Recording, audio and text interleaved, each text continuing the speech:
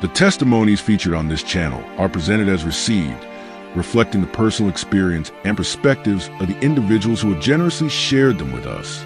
We encourage our viewers to approach these testimonies with compassion and understanding, as these are personal testimonies of people involved.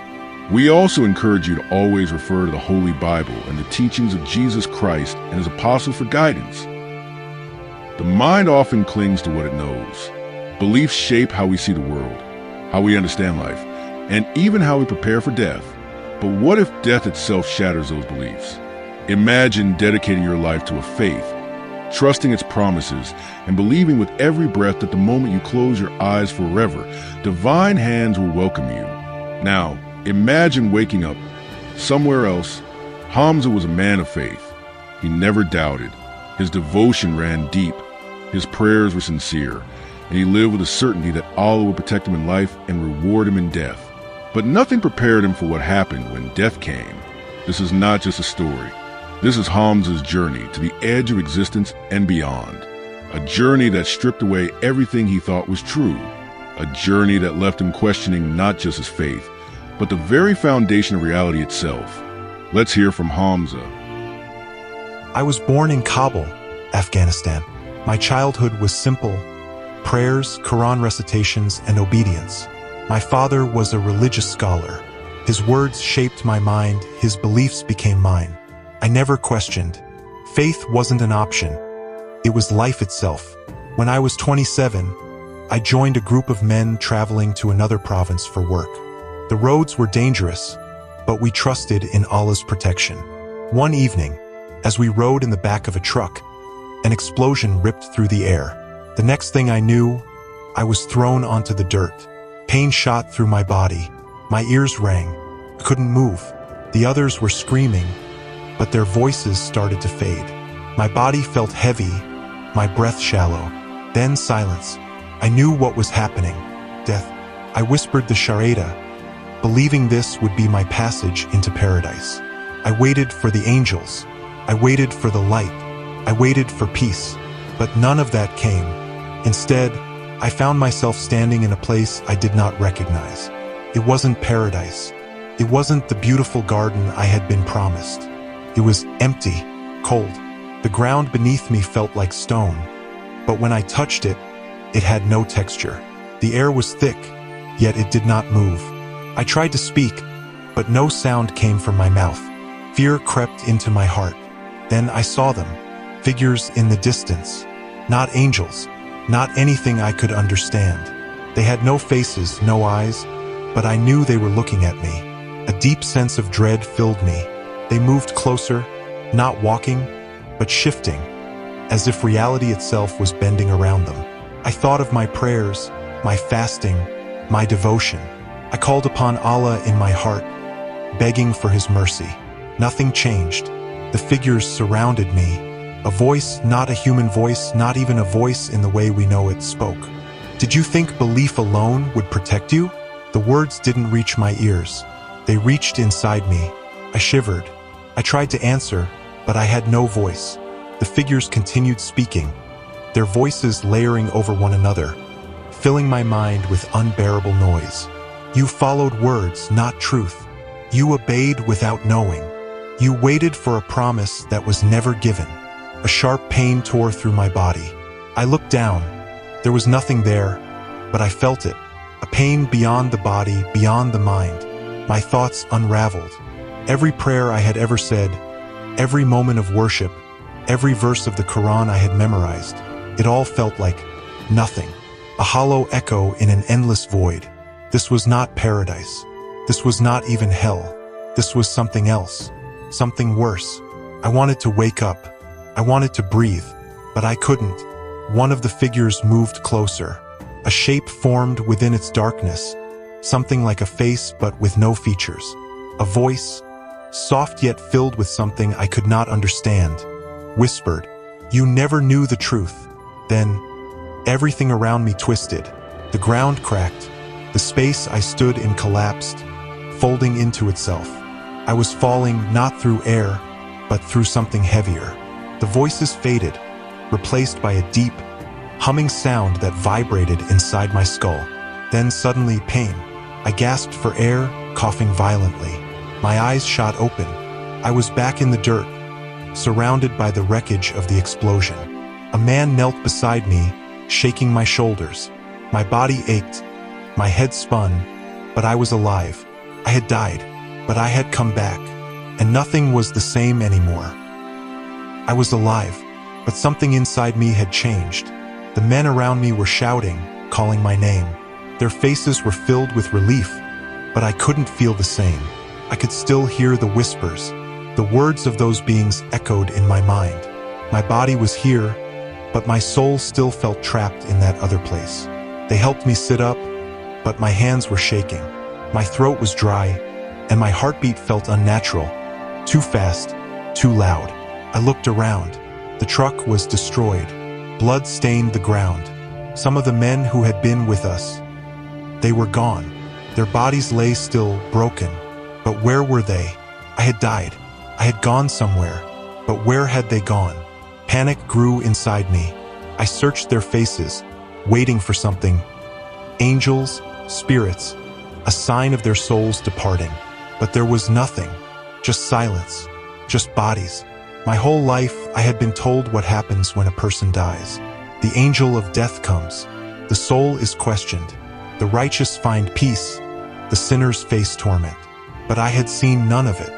What I saw was something else. The men helped me to my feet, but my legs felt weak. My mind was drowning in thoughts I couldn't stop. I whispered to myself again and again, "This is a test. This is a test. Allah is testing me." But the words felt empty. We made our way back to the village. Every step felt wrong. The world around me didn't feel real anymore. The sky looked dull. The voices of the men sounded distant, like they were speaking from another world. I kept touching my arms, my chest, trying to feel alive. But the more I tried, the more I felt like a stranger inside my own body. That night, I lay awake, staring at the ceiling. My family surrounded me, grateful that I had survived. My mother wept, thanking Allah for bringing me back. My father sat silently, watching me with knowing eyes. He believed I had seen something sacred. I wanted to believe that too, but I knew the truth. What I saw was not paradise. It was not what we had been promised. It was emptiness. It was a lie unfolding before my eyes. I closed my eyes, trying to sleep, but as soon as darkness surrounded me, I felt myself slipping again. The humming sound returned. The whispers crawled back into my thoughts. My breath became shallow, and suddenly, I was back in that space. The same empty ground, the same faceless figures. One of them moved closer. Its presence felt heavier this time, like it was sinking into my skin. "You returned," it said. I wanted to scream, to demand answers, but I had no voice here. "You believe in a world of black and white," it continued. "But there is no light. There is no darkness. There is only what is." I felt something pull at me, dragging me deeper into the nothingness. My mind filled with visions, endless, shifting, painful. I saw people praying, crying, hoping. I saw their faith shattered into dust. I saw the emptiness of their words, floating into the void. Then I saw myself, praying as a child, kneeling in the mosque, begging for forgiveness. And I saw something else. No one was listening. The prayers never reached anywhere. They simply vanished, like whispers into the wind. A deep, cold realization gripped me. Every prayer I had ever said, every tear I had shed in worship, had been for nothing. There was no one listening. The faceless figure leaned closer. There was never anyone listening. The weight of those words crushed me. I tried to fight it, to deny it, but I couldn't. I knew it was true.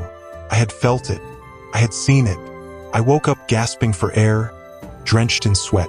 My hands clutched the blanket, my body trembling. I had to know the truth. I had to find out what was real. The faith that once comforted me now felt like a cage. And for the first time in my life, I wanted to escape. Doubt is a dangerous thing. It creeps into the mind like a slow poison, making you question what you once believed without hesitation. For days, I tried to silence it. I recited verses from the Quran, performed extra prayers, begged Allah to take away my confusion. But no peace came. Every time I closed my eyes, I felt it again, that emptiness, that cold, silent void where I had stood, the faceless figures, the words they spoke, the unbearable truth they had forced upon me. There was never anyone listening. One night, I sat alone in the courtyard of our home, staring at the sky, the same sky I had looked up to as a child, believing that somewhere beyond it, Allah watched over us. But now all I saw was endless darkness, stars scattered like distant fires, burning without reason, without purpose. Had I been lied to my whole life, or had I lied to myself? I needed answers. I went to an elder in our village, a respected scholar. I told him what had happened. Not everything, but enough to make him uneasy. He listened, stroking his beard, his eyes dark with thought. Then he said something that sent a chill through me. The devil is testing you, Hamza. He wants to lead you away from the truth. The devil. That was always the answer, wasn't it? When something didn't fit, when something raised questions, it was always the devil's work. But what if that wasn't true? What if it was just a way to keep us from questioning? I left, my heart heavier than before. That night, the dreams returned. But this time, it wasn't the empty place. It was my past. I saw myself as a child, sitting at my father's feet as he recited the Quran. I saw myself in the mosque, kneeling with the others, whispering the same words we had been taught. And then, I saw something terrifying. The words meant nothing. They left my lips, but they had no weight. They floated into the air like dead leaves, crumbling, fading, disappearing. And then silence. A deep, endless silence. I woke up with tears in my eyes. I had spent my whole life believing in something that was supposed to give me peace. But all I felt now was fear. Fear that I had wasted my life. Fear that I had given my soul to a lie. Days passed, and I withdrew from everything. My prayers became empty motions. My faith, once unshakable, now felt like a house of sand, crumbling with every passing moment. My mother noticed, so did my father. One evening, he confronted me. "You have changed, Hamza." Couldn't deny it. "What happened to you?" he asked. I looked into his eyes, the eyes of a man who had spent his entire life in devotion, who had never questioned, never doubted. I saw certainty in them, a certainty I would never have again. "I saw something," I said. He waited. "I died, Baba." My voice was barely above a whisper, and what I saw was nothing. His expression hardened. "That is the devil's deception." I shook my head. "No, it was the truth." His hands clenched into fists. "You don't know what you're saying, but I did. For the first time in my life, I did. I was no longer afraid of the whispers of the devil. I was afraid of the silence of a world without God." I left my home that night. I walked through the village, past the mosque, past the places that had once felt sacred to me. And for the first time, I looked at them without faith, without the veil of belief clouding my eyes. And I saw them for what they were. Walls, stones, empty buildings filled with voices reciting words they did not understand, praying to a God who would never answer, a God who had never been there at all. I didn't leave Islam that night. It took time, took pain. It took losing the people I loved, being called lost, cursed, misguided. But in the end, I knew one thing. I had died a believer, and I came back with nothing. And sometimes, nothing is the truth.